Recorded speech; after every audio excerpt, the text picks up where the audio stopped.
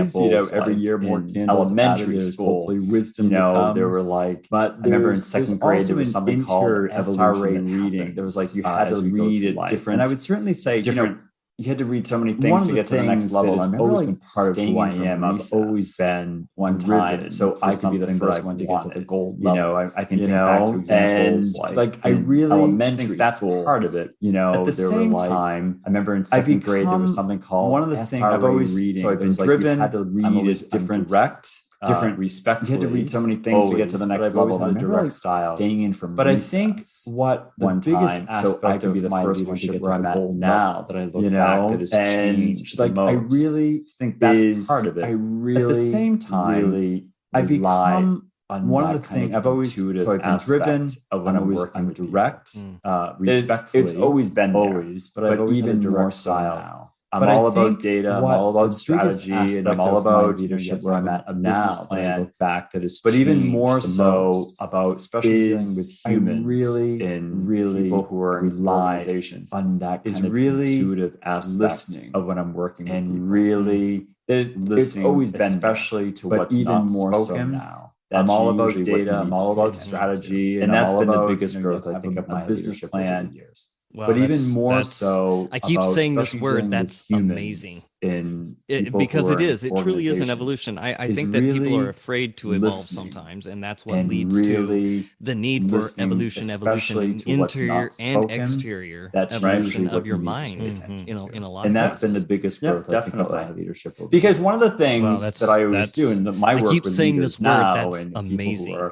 Because it truly is an evolution. I think that people are afraid to evolve as you move along, and that's what leads to the need for evolution in interior and exterior evolution your strengths are highlighted in a lot of cases, but also definitely because one of the things that I always do in my work with leaders now, vulnerability, people who are also sometimes whatever triggered and highlighted you're at. And that's why you realize that only as you move along in your career and when you can own that, choose to be in more leadership roles, are you able to really are highlighted into that, but also grow as a leader? And that's why you see so many leaders that are dysfunctional or areas of vulnerability. They see that they're heightened, triggered, and by what's happening, and that's why you act out of that. You do some of that inner work, and so I think that's really where I love working with people. Is that they're like, I'm getting triggered. Able to there's really a lot going on here that I'm struggling as a leader. And that's why you see so many leaders that are dysfunctional. That's where that evolution really takes place. They see that. It's almost a sense of vulnerability when somebody finally allows that shell to come off. And I think that's where you working with executive leaders. I love working with people. Is there ever like this strife that you deal with them? Like they are resistant to do that?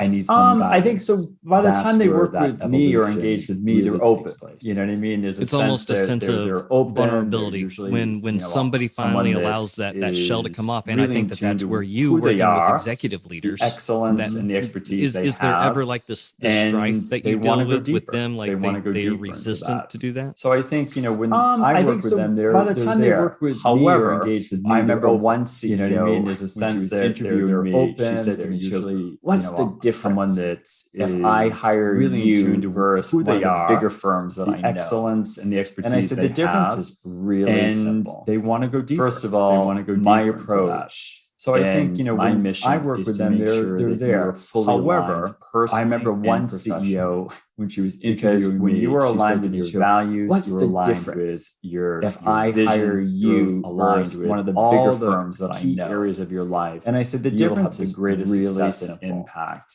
First of all, my approach. And the second point, my mission is to make sure that I'm not afraid to shine a light and on what needs. Because when you are aligned with your values, you're aligned with as a CEO vision. You're used to everyone nodding and saying yes. Key areas of your life. I said I will always be respectful, but I will be like that lighthouse that will shine that light bright. And the second point, the most important, a rocky coast that you're about to slam to shine a light. You think then that's the only way to go on what you need to see. Or she hired me. I said, as a CEO, the difference is you're used to everyone nodding and saying yes. And I said, I will always be respectful. When people are vulnerable and they allow themselves to be open to those changes, to those things, then we have growth. It's like I always tell everyone, if you fall on your face, that's called failure. If you skin your knees, that's called learning. The difference is huge. You called me in and not them. Now, obviously, the point of this podcast is really to when people are vulnerable and they allow themselves to be open to those, which is an area I think that a lot of people suffer at. They don't. It's like I always tell everyone, good answer for what it looks like on your face. That's called failure. So we're trying to explore and see what that looks like. That's called learning. Brian, how would you define spiritual resiliency? Obviously, the point of this podcast is really to kind of bring it down to spiritual resiliency, which is an area I think that a lot of people suffer at. They don't have a good answer for what it looks like in their lives, and so we're trying to explore and see what that looks like. What is spirituality? Brian, as soon as you hear spirituality, how would you define either woo-woo, spiritual resiliency? It's something like you need to have some I'll just dream catcher hanging from your rear view mirror. I'm sure or you have to wear a crystal or.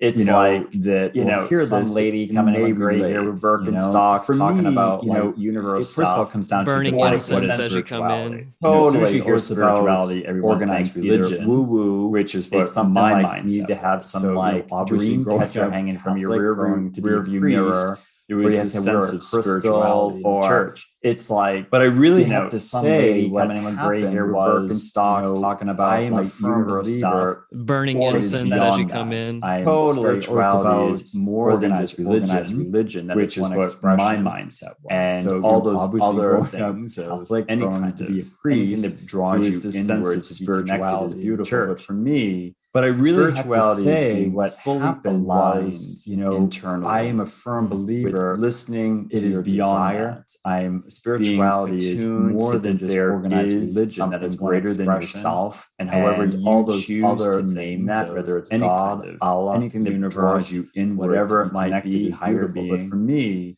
and spirituality only when you fully know that.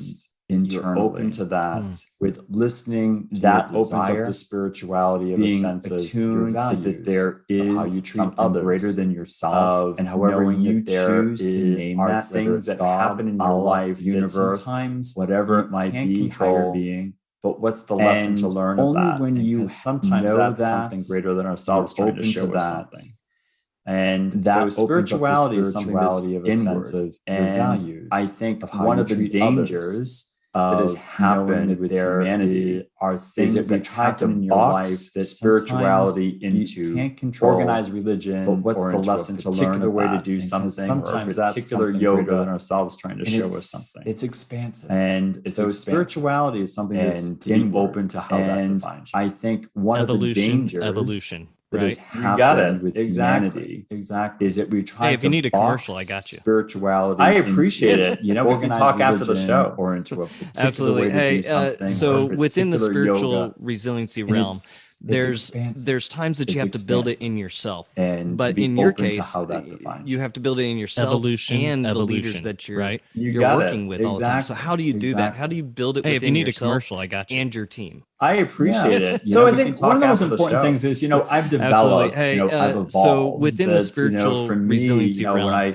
left the priesthood, there's times that you have to build it in yourself. What does but this in mean? your case, I'm not sure I really you have to build it in yourself and the leaders that you're over the years I've developed all the time. So how do you do that? How do you build it within yourself and your team? Which is so I think one of the most important things is, I've developed, I've evolved a sense of just for really me, being aligned when and I open left to the priesthood, there was a path, there was a journey how of, that what does this brings mean? clarity to work with others in certain things anymore. And with the individuals that I work with, over the years I've developed that I do a way of life that develops my spirituality, which is when I first started out. Meditation is breathing. I begin every single one of my one-on-one sessions, really being aligned and open to what by teaching them a breathing and how that really brings me clarity. I'm a firm believer that, and with the individuals that I work with, one of the things that I do, thing we come into the world with, and it's the last part of who when I first started out. First breath and last I begin every single one of my one-on-one there sessions, is scientific sometimes group sessions evidence that by teaching them a breathing into your technique, breath, it can reduce stress. I'm a firm anxiety, believer that it opens the up breath, our minds. It's really only is powerful. So every one of my sessions, I begin. The last part of individuals I work with are usually going from one Zoom to the next or one meeting to the other. They have a lot on their mind. So if you come into something anxious, it's like when you go home and you see, when you tap into your wife or your partner, stress, you have a lot in your mind. You're going to react a certain way if you haven't taken time to decompress. It really is powerful. Same thing. So every one of my sessions, I begin by teaching individuals like breathing techniques, usually going from one Zoom to the next or one meeting to the other. They belong in their mind. Is it just so if you come into something anxious, it's like when you go home and you see, your wife, they kind of lean into the moment. You have a lot in your mind. You're going to react a certain way. If you haven't taken time to speak, it goes in a different direction. Same thing when we work together. It also creates I begin by teaching different breathing techniques for just a couple of minutes. It also creates an awareness of something that they may want to speak about that they weren't prepared to do because they've open that space up. They kind of lean. And I'd have to say it's one of the number one feedbacks. And I noticed as soon as they start to speak, is so powerful because when I wake up in the middle of the night, it also my mind is racing about the board meeting. I do that technique. It also creates or if I'm anxious before I have to speak at a meeting, I've had executives say they weren't prepared to do box because they taught me as I was looking at the door. And I'd have to say it's one of the number one feedbacks I always get. That's a very powerful way. And that's because when I wake up in the middle of the night and my mind is racing about the board meeting, I do that technique. Stepping back. I like that. If I'm anxious before I have to speak at a meeting, I've had executives it's the breath say, that you take in between. This particular box breathing you taught me as I was looking at the door. And we have the power to choose how we want to breathe. And how to use that powerful way. It's that simple. That's resiliency right there. Resilience right there. That is a powerful first step. Stepping back. I like that. Especially if you're trying to figure something out or what do I do next? It's the breath that you take in between. Take a moment, 30 seconds. We get caught up in sometimes. That breath. And we have the power to choose how we want to breathe. And now, and how to use that. So it's that if you wouldn't mind being vulnerable maybe for a little bit. And walking us through a time when you had to rely on spiritual resiliency, you had to rely on those breathing techniques to be able to get through something that happened. 30 seconds. Take us through one of those. And that breath, I'll certainly share, one of the things that was, and now, really powerful was, if you wouldn't mind being vulnerable, maybe going for back a to little the transition and walking us through a time when you had to rely on spiritual resiliency, you had to rely on those breathing techniques to be able to get through something that happened.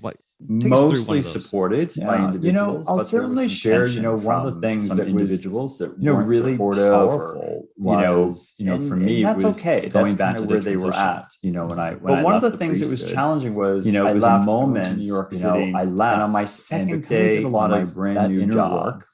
I received a phone call that my father died. Mostly supported by individuals, but there was so not only had I just individuals that weren't supportive, where I was living, and there was some family kind of where they were at.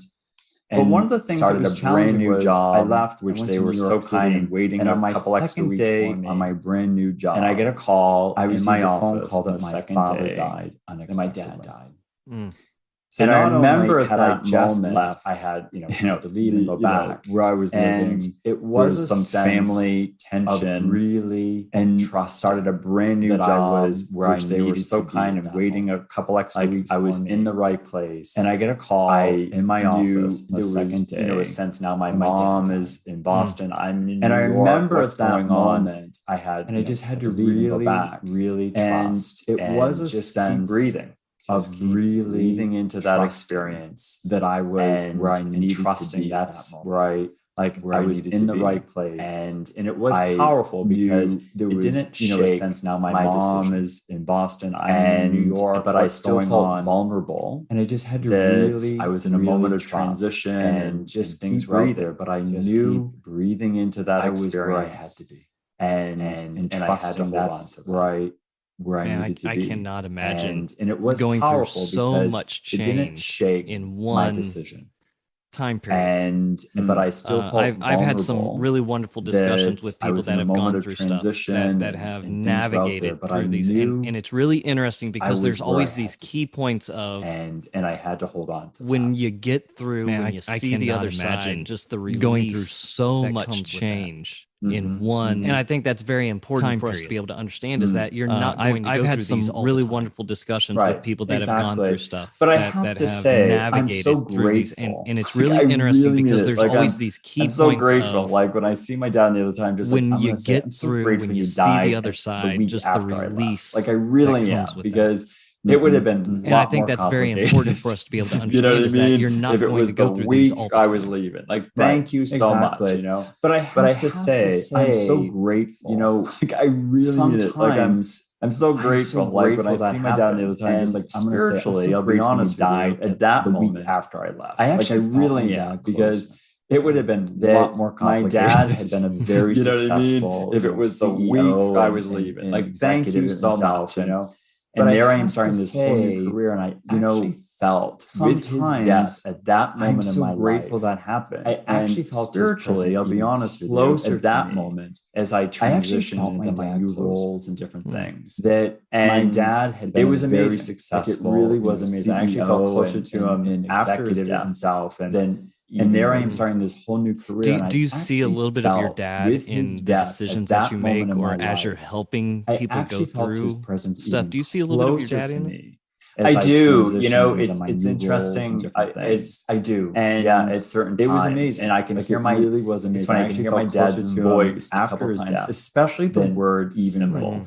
Do you see a little bit of your dad in the decisions that you make, or as you're helping people go through? He was always focused. Do you see a little bit of your dad things like I do. It's interesting. And I do. Yeah, at certain times, and I can hear my dad's voice a couple times. And the other big lesson that he taught, my dad, as a kid growing up, but even more so now as I work with one of the things executives. He was sometimes focused. He would say certain things like, focus on one thing at a time. And I found when I was younger, and even when I went to New York, it was like this sense of sometimes you want to prove yourself, you want to get it done. And the other big lesson that he taught, especially when I was a kid growing up, but when I hear the leaders I work with leaders, sometimes they bring those things up. Sometimes things I'm always like, give it some space, give it some space, give it some space. And that's I found when I was younger, when you're able to just say, it was like give myself space. You want to prove yourself, so you want to get it done. You don't want to be seen. Sometimes things resolve. And I think it's awesome. I love the fact that when you started talking about that aspect of hearing a little bit of your smile. Oh, thanks. Just lit up, and it was beautiful to watch because you could see that connection. Yeah, I'm going to give myself. I see a little bit of my dad in how I handle situations with people as well, so I know that connection that you have there. I think it's awesome. I love the fact it really was, and that when you started talking about that aspect of hearing a little bit of your dad, your right before I left for New York, actually the day just he died, lit up, and it was beautiful to watch because you could see that connection. The day he died. I see a little bit of my dad in how I handle situations with people as well. So I know that connection that you have there was very important. It was an email. It really was. And getting back simply said, it was amazing. First day in the new world. Right before I left. It just simply said, actually, the day he died on this first day in the new world. Look forward to hearing about it. And we spoke that night.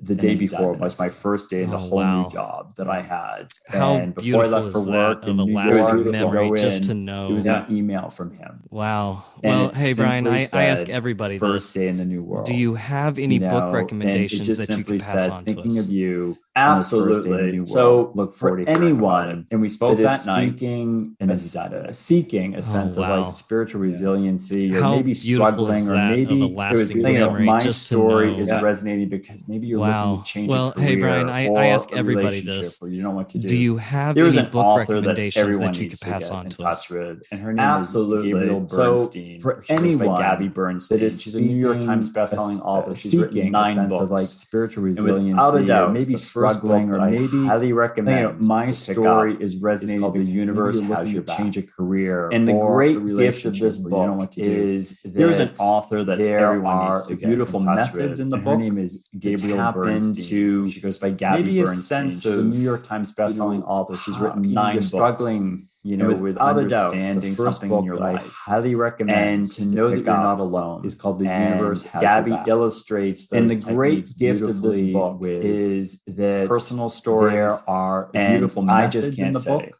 Enough about that book or any of your books. Maybe a Universe Has Your Back. Download it today. Go get it. Go online. If that's in your shopping cart and you haven't hit it online yet, do it. To know that you're not alone. Well worth it. And the Universe Has Your Back. Gabby Bernstein with personal stories. I am looking forward to this. I just can't. You'll love it. Enough about that book. Do you have any final words for us, The Universe Brian? Has Your Back. Download it today. I would just simply say, first of all, online, if it's in your shopping cart and you haven't hit it online yet, by having this conversation. It's well worth it. It's beautiful. The universe has your resiliency back. Gabby Bernstein. It's different for every single person. There's so many things I am looking forward to this. My final word for anyone who's in a moment. Do you have any final words for us, trying to control Brian? a situation. I would just simply say, first of all, you created a beautiful mission. Take a deep breath, Nathan, by having this conversation. To just be grounded. It's beautiful. And know you're not alone. Spiritual resiliency is different for every single person. Just ask yourself, what do you desire? My final word for anyone who's in a moment that has been trying to control a situation that will never lead you caught in a fear of what to do next. Absolutely beautiful. Take a deep breath. Brian Bachand. Take a second to just be grounded. See, I love being able to actually say your last name now without Great butchering job.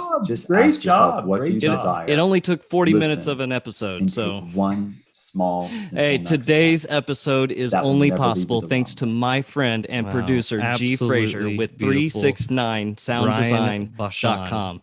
He is truly the hardest working individual on this podcast say your last name because he's in the background butchering in to make me sound good. And it only took 40 minutes of an episode. A really hard job. So today's episode by the entire is only possible thanks to my friend and producer Wartime G Frazier Leadership 369sounddesign.com. He is truly the hardest working individual on this podcast because he's in the background trying to make me sound good. And that is in itself a really hard job. So we are blessed by the entire team here at the Wartime Leadership Podcast. Be blessed.